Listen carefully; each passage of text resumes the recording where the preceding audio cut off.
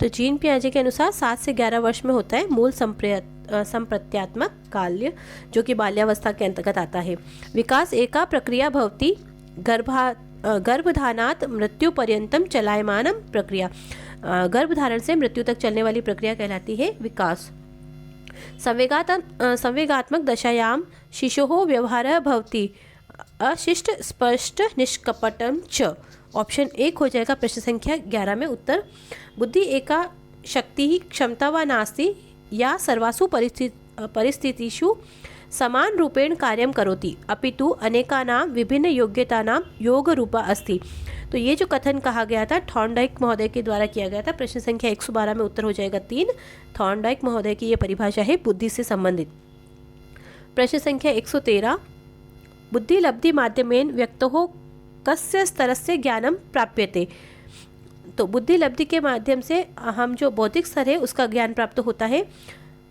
निम्नलिखितासु का अधिगम हेतवे अनुकूलः परिस्थिति अस्ति। अधिगम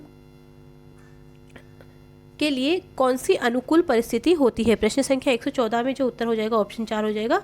अधिगमकर्ता की इच्छा भी होनी चाहिए, उसकी तत्परता भी होना चाहिए और उसमें बुद्धि भी होनी चाहिए। ये सभी अधिगम के लिए आवश्यक तत्व हैं। प्रश्न संख्या 115, बालकस्य सा अवस्था या नवजन्मनः कालः उच्यते। तो नवीन जन्म की अवस्था जो कहलाती है वो कहलाती है किशोरावस्था। ऑप्शन 2 करेक्ट हो जाएगा। शिक्षा मनोविज्ञान सहायेन शिक्षिकाः। तो शिक्षा मनोविज्ञान के सहायता से शिक्षक क्या करता है? प्रश्न संख्या 116 में उत्तर हो जाएगा उपयुक्त अ और ब दोनों ही विकल्प मूल्यांकन के लिए किए जा सकते हैं। तो देखिए, छात्र उपलब्धये मूल्यांकनं कर्तुं शक्नोति, स्वशिक्षण कार्यं साफल्यं मूल्यांकनं कर्तुं शक्नोति। तो छात्र का मूल्यांकन और अपने द्वारा जो शिक्षण कार्य करवाया गया है उसका मूल्यांकन भी शिक्षक द्वारा किया जा सकता है शिक्षा मनोविज्ञान की सहायता से। प्रश्न संख्या 117, सफलतमं शिक्षकः स एव अस्ति यह व्यक्तिगत विभिन्नतानां शिक्षणाधिगम परिस्थितौ। तो सफलतम शिक्षक कौन होता है? जो व्यक्तिगत विभिन्नताओं का अपने शिक्षण में क्या करता है? सफलतमं प्रयोगः कुर्यात्। सफलतापूर्वक व्यक्तिगत विभिन्नताओं को अपने शिक्षण में प्रयुक्त करता है। छात्र की क्षमताओं और विभिन्नताओं को ध्यान में रखते हुए शिक्षण करता है, वही सफल शिक्षक होता है। कस्यचित् मनुष्यस्य वास्तविक आयु 20 वर्षाणि तथा मानसिकम आयु 25 वर्षाणि प्राप्यते तथा बुद्धिलब्धि भविष्यति। तो देखिए यहाँ पर उत्तर तो हो जाएगा 125 और जो IQ का सूत्र होता है MA/CA × 100। तो इस सूत्र से आप इसका निकाल सकते हैं बुद्धिलब्धि। MA की जगह मानसिक आयु हो जाएगी और मानसिक आयु 25 वर्ष है, वास्तविक आयु कितनी है? क्रोनोलॉजिकल एज 20 वर्ष है × 100। तो देखिए 20 4 से डिवाइड हुआ है और 25 को 4 से मल्टीप्लाई करने के बाद आंसर आ जाएगा 125। प्रश्न संख्या 119, बुद्धे द्विखंड सिद्धांतस्य प्रतिपादनम कृतम। 119 में उत्तर हो जाएगा स्पीयरमैन महोदय के द्वारा बुद्धि के द्विखंड सिद्धांत का प्रतिपादन किया गया है। निष्क्रियता अवस्थायाः संबंधः निम्नलिखितासु केन अधिगम सिद्धांतेन वर्तते। तो निष्क्रियता का सिद्धांत अधिगम के कौन से सिद्धांत से संबंधित है? तो ये प्रश्न कर दिया गया था डिलीट। प्रश्न संख्या 120। 121 क्रम संख्या को मिलन करना है इनका। 121 में जो उत्तर हो जाएगा वो देख लेते हैं सीधे। ऑप्शन 1 हो जाएगा पहले में 2, दूसरे में 4, तीसरे में 1 और चौथे में 3। तो 120 से 131 प्रतिभाशाली, 60 से 69 निर्बल बुद्धि, 90 से 109 तक उत्कृष्ट बुद्धि और 25 से 49 तक मूर्ख बुद्धि के अंतर्गत आते हैं। अब देखिए ICT से संबंधित प्रश्न है। कंप्यूटर जो तकनीकी शिक्षा जुड़ी होती है फर्स्ट ग्रेड के अंतर्गत, रीट में भी ये जुड़ा हुआ टॉपिक है, तो उसके लिए भी बहुत ज़्यादा महत्वपूर्ण है। हम जल्दी से इनके प्रश्नों के उत्तर देखेंगे। 122 प्रश्न है, विंडो विस्ता उदाहरणम अस्ति। तो ये जो विंडो विस्ता है 122 में ऑपरेटिंग सिस्टम का उदाहरण है। प्रश्न संख्या 122 में उत्तर हो जाएगा 2। अगला देखेंगे, अवांछितम असामाजिकम ईमेलम कथ्यते। तो वैसे तो ये स्पैम कहलाते हैं, लेकिन ये प्रश्न कर दिया गया था RPSC द्वारा डिलीट। प्रत्येक वारं यदा कंप्यूटर सिस्टम इति प्रारभ्यते तदा ऑपरेटिंग सिस्टम इमानी मेमोरी इत्यस्मिन् गृह्णाति। जब कंप्यूटर सिस्टम को हम ऑन करते हैं तब ऑपरेटिंग जो सिस्टम होता है अपनी मेमोरी को कहाँ से ग्रहण करता है। 124 में जो उत्तर हो जाएगा ऑप्शन 2 डिवाइस ड्राइवर्स। केन स्कैनर यंत्रेण एकः यूनिवर्सल प्रोडक्टः कोडः पठितुं शक्यन्ते। तो ये जो बार कोडेन ऑप्शन 1 करेक्ट आंसर हो जाएगा। स्कैनर यंत्र से जो यूनिवर्सल प्रोडक्ट कोड होता है वो पढ़ा जाता है, तो वो बार कोड के द्वारा पढ़ा जाता है। प्रश्न संख्या 126 कंप्यूटर मध्ये डेटा आदान प्रदानयोः नियमः कथ्यते। तो ये प्रोटोकॉल कहलाता है। नेटवर्क इत्यस्मिन् कंप्यूटर व्यवस्थाया कथ्यते। तो ये टोपोलॉजी ऑप्शन कंप्यूटर व्यवस्था में नेटवर्क कहलाता है टोपोलॉजी। संस्कृत व्याकरणे इत संज्ञक कस्य किम भवति। तो देखिए संस्कृत व्याकरण में इत संज्ञक का क्या होता है। तो इत संज्ञक होता है हलंत्यम से उसकी इत संज्ञा हो जाती है और जिस इत संज्ञा होती है उसका लोप हो जाता है। तो इत संज्ञा का क्या होता है, लोप होता है। प्रश्न संख्या 129 संस्कृत व्याकरणे लोप शब्देन वर्णस्य का अवस्था सूच्यते। तो जो लोप होता है वो होता है अदर्शनम, अर्थात इत संज्ञक का अदर्शन होना ही लोप होता है। और तस्य लोप से उस इत संज्ञक जिस वर्ण का हुआ है, जिसकी इत संज्ञा हुई है, उसका लोप हो जाता है। तो 3 सूत्र महत्वपूर्ण है।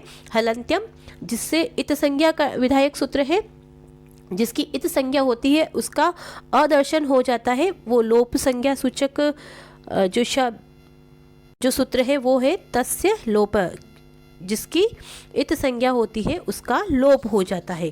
तो हलंत्यम अदर्शनम लोपः तस्य लोपः प्रमुख 3 सूत्र है लोप संज्ञा विधायक। निम्नलिखितेषु संयोग संज्ञा युतः शब्दः वर्तते। तो जिसमें संयोग संज्ञा हुई है वो है ऑप्शन 2 अम्बुदः। हलो अनंतराः संयोगः, अर्थात यदि स्वरों के व्यवधान से रहित व्यंजन शब्द आते हैं तो वहाँ पर संयोग हो जाता है। तो यहाँ पर अम्बुद इसका उदाहरण है। मध्वरी शब्दे संहितो संज्ञको वर्णोस्त। तो मध्वरी में उ और अ, तो देखिए इसका जो संधि विच्छेद होता है वो मधुधन अरि होता है। तो अरि उ और अ इन ये यहाँ पर दोनों की संधि हुई है। तो पर सन्निकर्षः संहिता, अर्थात वर्णों का अतिशय सन्निकर्ष संहिता संज्ञा कहलाता है। तो यहाँ पर संहिता से अर्थ होता है संधि। प्रश्न संख्या 132 निम्नलिखितेषु पद संज्ञक शब्दः अस्ति। तो यहाँ पर लता पद संज्ञक शब्द है। हरि भी नहीं है, गुरु भी नहीं है, फल भी नहीं है, क्योंकि इसमें किसी भी प्रकार की विभक्ति का प्रयोग नहीं हुआ है। लघु सिद्धांत कौमुदी अनुसारेण आभ्यंतर प्रयत्न कतिधा। तो 5 प्रकार के आभ्यंतर प्रयत्न होते हैं और 11 प्रकार के बाह्य प्रयत्न होते हैं लघु सिद्धांत कौमुदी के अनुसार। यण वर्णानाम उच्चारण बाह्य प्रयत्न से नाम अस्ति। तो 134 जो प्रश्न है उसको कर दिया गया था डिलीट। प्रश्न संख्या 135 धातृंश पदस्य संधि विच्छेद शात। तो धातृधन अंशः यहाँ पर संधि विच्छेद हो जाएगा धातृंश। ये जो कि यण संधि का उदाहरण है और री को र आदेश हो जाता है इको यणची सूत्र से। एचो अयवायाव सूत्रानुसारेण ओ वर्णस्य स्थाने अचि किम भवति। तो ओ के स्थान पर हो जाता है अव आदेश, जबकि औ के स्थान पर हो जाता है आव आदेश।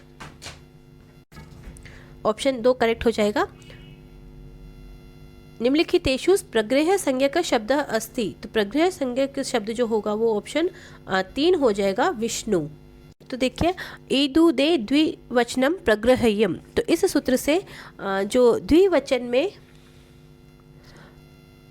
इकारांत, उकारांत और एकारांत इन शब्दों की प्रग्रह संज्ञा हो जाती है। तो यहाँ पर जो उत्तर 3 हो जाएगा। वृद्धि रेचि सूत्र से उदाहरण रूपेण भवितुम शक्यते। तो देवधन ऐश्वर्यम ये वृद्धि रेचि सूत्र का उदाहरण है ऑप्शन 2 देवेश्वर्यम। वागीशः पदस्य संधि विच्छेद स्यात्। तो वाक धन ईशः झलाम झशो अंते सूत्र से यहाँ पर झषत्व संधि हुई है। अनुस्वारस्य ययि परसवर्णः सूत्र संदर्भे अम धन चित पदस्य संधि स्यात्। अंचितः यहाँ पर करेक्ट उत्तर हो जाएगा। शिवो अर्च्य पदस्य संधि विच्छेद स्यात्। तो शिवस् धन अर्च्यः शिवो अर्च्यः। पुनः रमते पदस्य संधि सूत्रानुसारेण संधि विच्छेद स्यात्। पुनर्धन रमते पुनः रमते ये रोरी सूत्र का उदाहरण है, जिसके अंतर्गत र के बाद वाले र आने पर पहले वाले र का लोप हो जाता है, तो इस ल का लोप होकर रूप बनता है पुनर्रमते, पुनर्रमते। और ढ्रलोपे पूर्व से दीर्घो अण से इस न को दीर्घ न हो जाएगा और पुनर्रमते रूप सिद्ध होता है। द्वितीय पाद मात्रे यस्मिन अष्टादश मात्रा भवन्ति तस्य छंदस्य नाम वर्तते। तो आर्य छंद का लक्षण है जिसके अंतर्गत द्वितीय पाद में 18 मात्राएं होती है और चतुर्थ पाद में 15 मात्राएं होती है, पहले और तीसरे में 12 मात्राएं होती है। इंद्र वज्रा छंदसी अंतिम कति गुरु वर्णः भवन्ति। तो स्यादिंद वज्रा यदि तौ जगो ग, इस लक्षण से 2 गुरु अंत में होते हैं। अगला जो प्रश्न है वो देखिए, निम्नलिखित पंक्तों छंदसः नाम निर्देशयतु। तो कौन सा छंद है यहाँ पे? असंशयम क्षत्र परिग्रह क्षमा यदार्यम अस्याम अभिलाषी में मनः। तो ये जो उदाहरण है प्रश्न संख्या 145 में उत्तर हो जाएगा ऑप्शन 1 वंशस्थ का, जतोतु वंशस्थ मुदीरतम जरो। इस प्रकार से लक्षण देखते हैं हम वंशस्थ छंद का, और ये उसी का उदाहरण है। ननमय युतेयम मालिनी भोगी लोके। तो यहाँ पर भोगी और लोके, तो यहाँ पर भोगी शब्द किस संख्या का सूचक है? तो प्रश्न संख्या 146 में जो उत्तर हो जाएगा वो हो जाएगा अष्ट। मंदाक्रांता छंदसी यतयः भवन्ते। तो 4, 6 और 7 पर मंदाक्रांता छंद में यति होती है। सृग्रा छंदसी एकस्मिन् पादे कति वर्णाः भवन्ति। तो सृग्रा छंद में एक पाद में 21 वर्ण होते हैं। 148 में उत्तर 2 हो जाएगा। प्रश्न संख्या 149 निर्धारितेषु छंदसु अर्ध समव्रतस्य उदाहरणम अस्ति। तो ऑप्शन 4 जो हो जाएगा वियोगिनी, ये अर्ध समव्रत छंद का उदाहरण है।